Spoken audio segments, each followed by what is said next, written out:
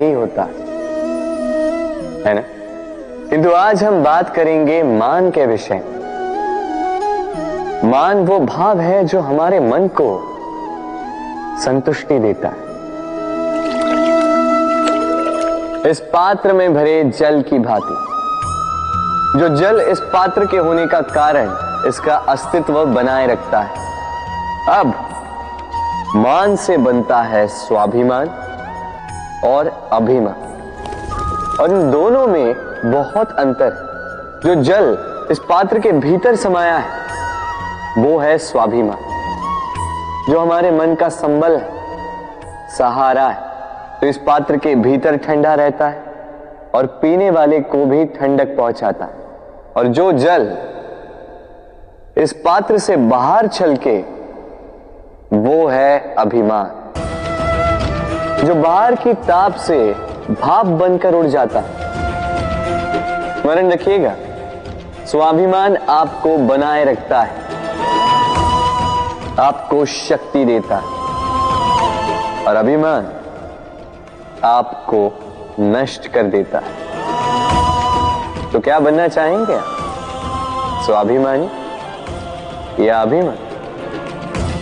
निर्णय आपका है। राधे राधे।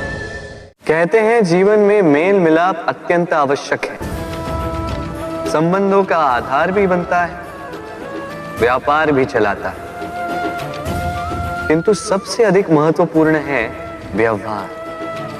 अब इस विषय में सोचिए, आपके जीवन में कौन आपसे मिलेगा ये निश्चित करता है समय।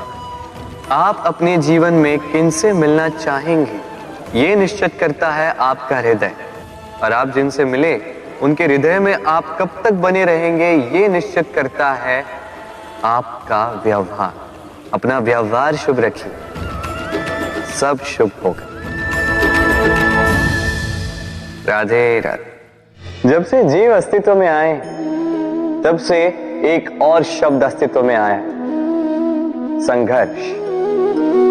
जन्म लेते ही व्यक्ति को जीवन जीने के लिए संघर्ष करना पड़ता है। कभी अपने लक्ष्य को प्राप्त करने के लिए संघर्ष करता है, तो कभी जो प्राप्त किया है उसे बचाने के लिए संघर्ष करता है।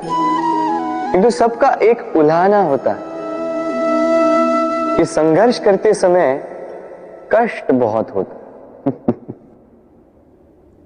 अब योद्धा है तो प्रहार तो सहने पड़ेंगे।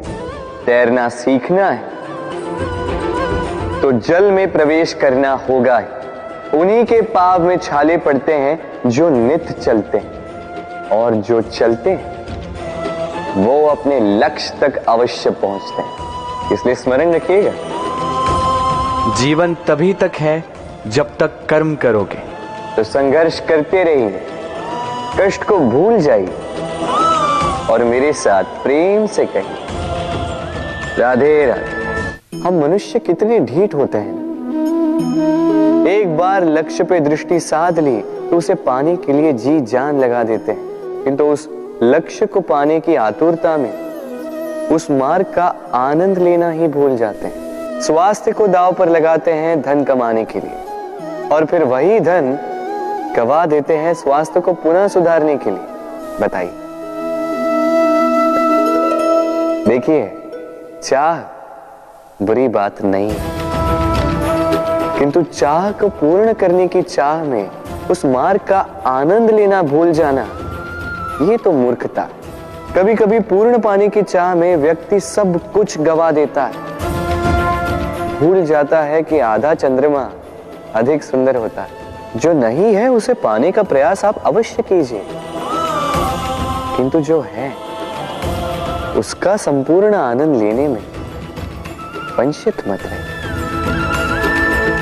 राधे राधे। जीवन में कुछ भी पाना हो तो सोच और कर्म बड़े आवश्यक होते हैं, किंतु क्या केवल सोच से या क्या केवल कर्म करने से आपको सफलता प्राप्त होती है? नहीं। कुछ लोग सोचते रह जाते हैं, कर्म नहीं कर पाते, और इसी कारण से उन्हें सफलता प्राप्त नहीं होती। कुछ लोग बिना सोचे समझे कर्म करते रह जाते हैं, उन्हें भी सफलता प्राप्त नहीं होती। स्मरण रखिएगा, वृक्ष को काटना हो तो कुल्हाड़ी के लगातार प्रहार करने के साथ ही कुल्हाड़ी किस दिशा में मारी जानी चाहिए इसका ध्यान रखना पड़ता है। सोच और कर्म इनका ठीक से सम्मिश्रण करेंगे तो अवश्य ही सफलता मिलेगी। राधे। हम सब जीवन में स्वयं के लिए सर्वश्रेष्ठ ही सोचते हैं, सबसे अच्छी सुविधा पाना चाहते हैं, सबसे अधिक सम्मान पाना चाहते हैं, परंतु क्या सबके लिए ये पाना संभव है? हाँ, क्यों नहीं? बस बाधा है समय।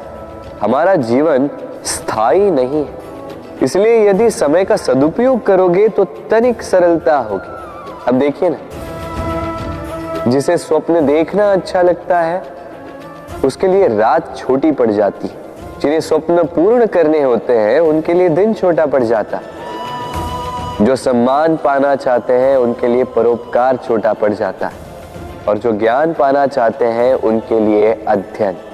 जीवन में लक्ष्य को पाना हो तो समय का प्रबंधन ठीक होना ही चाहिए। स्मरण रखिएगा। राधे राधे। व्यक्ति किसी और वस्तु या भाव से परिचित हो ना हो, भय और भविष्य दोनों ही व्यक्ति के मन में सदैव रहते हैं, जिनका अस्तित्व व्यक्ति के अस्तित्व पे भारी रहता है। विचित्र है ना? वह वो है जिसे आप नहीं जानते, जो अनजान है, और इसी कारण आपको भय लगता है कि ना जाने क्या होगा। भविष्य वो है जो अब तक घटा ही नहीं, तो जो घटा ही नहीं उसके विषय में चिंता क्यों? आपके हाथ में है वर्तमान। वर्तमान के कर्म सत्य मन से कीजिए और सोचिए ये कि अपने कर्मों को और कितनी श्रेष्ठता से किया जा सकता है।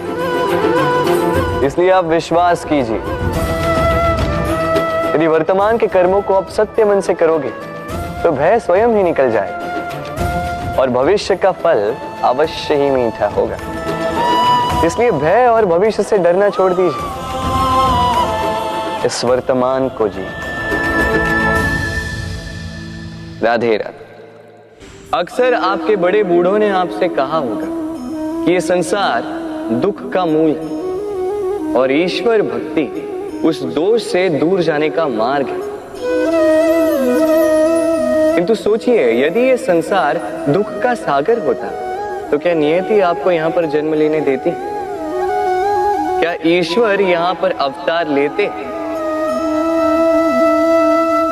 जब समस्याओं पर हमारा वश नहीं चलता, हम आरोप लगाते हैं इस संसार पर। यहाँ के लोगों सोचते हैं कि काश मैं यहाँ पे आया ही ना हो।